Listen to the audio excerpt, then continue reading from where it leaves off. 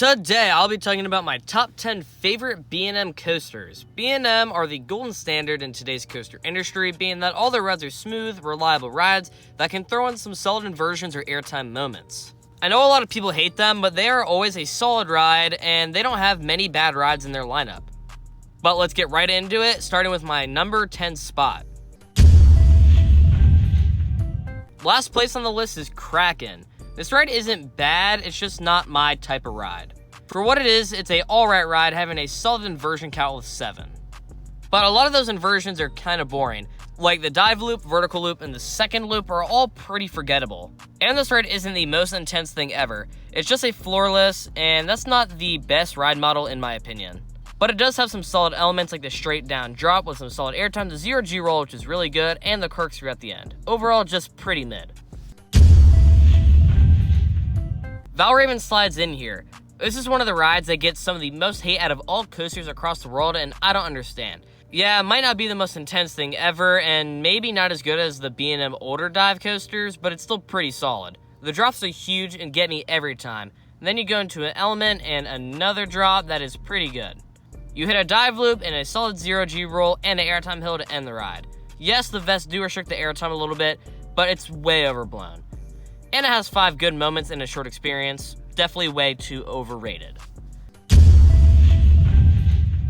8th spot goes to Banshee, the first B&M invert on this list, and it's always a good ride. Banshee is one of the 2 newer B&M inverts, and you can kind of tell by the layout. The drop does not have a pre-drop like most other inverts, meaning you get whipped down the drop. Then you fly into some huge inversions like the dive loop, the amazing loop, the alright 0G roll, and the most intense part of the ride, the pretzel knot. It's so intense and unique, it's so fantastic. Then you finish with a surprise roll that has an amazing amount of hang time. The layout is good and these things do have vests, but since it's a mostly inversion based ride that doesn't have any airtime, it doesn't really affect the ride too much for me. Overall, a good looper and a must do at Kings Island. At 7 is Gatekeeper. This is another hated on B&M from Cedar Point, and it might be surprised to see it above Banshee, but this ride is just pure fun. I love the wing coaster gimmick of having the seats on the side of the train because it creates many insane head chopper moments. And the elements it has is pretty solid too. The wing over drop is good, the 0G roll is also very good, and the last inversion is so good and spectacular. This ride is just way overhated and it's just plain and simple. This ride is beautiful and just a smooth, enjoyable experience. Next up is Raptor. This is the best inverted coaster on this list, and this ride is probably the best version of old B&M. All the elements on this ride are so whippy and intense, and B&M sadly doesn't really make the rides like that anymore. From the 0G roll to the Cobra roll, the whip is out of this world, and you're getting thrown from side to side so fast. The finale with the 2 corkscrews is just insane, and the double helix is maybe the most intense moment at Cedar Point. It's a straight 7 seconds of fewer G's of pure force. That intensity while being still pretty smooth is crazy and puts it at number 6. The first ride in the top 5 is Manta. Man, I wish more flyers were made since this ride is special. The whole feeling of laying down on a ride like this is just an odd experience and really nothing else like it in the world comes close to it. Being able to lay down through all the rolls across the ride is amazing. It just feels so natural and smooth like you're just gliding in the air. But there is one intense moment being the pretzel loop, which is maybe the most intense moment that I've been on. Legit one of the most insane moments in the world. Flyers are so underrated and you need to try one as soon as possible. Up next might be a surprise, but it's Pipeline. This ride is so unique and I can't wait to see what B&M does with this model in the future. I was skeptical going in because I didn't hear the best things from stand-up coasters, but this was amazing. The seats bounce up and down with your body, so it's not painful, and it feels pretty cool, and it's great. The launch is just really good and great, and I was surprised that a B&M launch was actually this good. And the layout has a lot of airtime hills and turns, which are all amazing. All the hills had great ejector airtime, and every airtime moment you were just shot up, feeling like you were going to fall right out. And all the turns added some great intensity to mix up the forces. I would not be mad to see a lot of these pop up around the world, since I think that this model could actually go very far.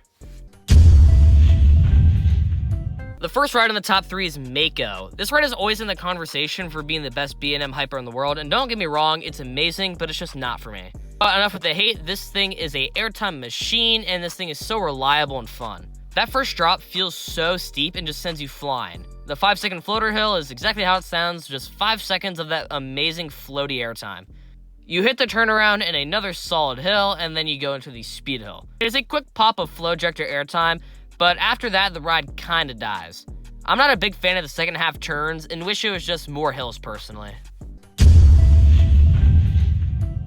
Second place goes to Diamondback. This is my favorite hyper. It's like Mako, but just better at almost everything. It's taller, has more airtime, and looks just as good. The first 2 hills have some of the strongest floater airtime I've experienced, and the drop off the mid-course is great with 2 more hills after it, which are super underrated. And the start has one of the only splashdowns in the world, and it's so cool from the midway to see all the water splash up into the air. Diamondback and Mako both have those amazing clamshells that are a top 3 restraint of all time and allow for all that amazing airtime. Diamondback can get a little rough in some parts, and that's the only downside, but other than that, this ride is amazing and a personal favorite. The top spot goes to Orion. This ride is so underrated, and I love this thing to death. Like, seriously, why do people hate on it so much?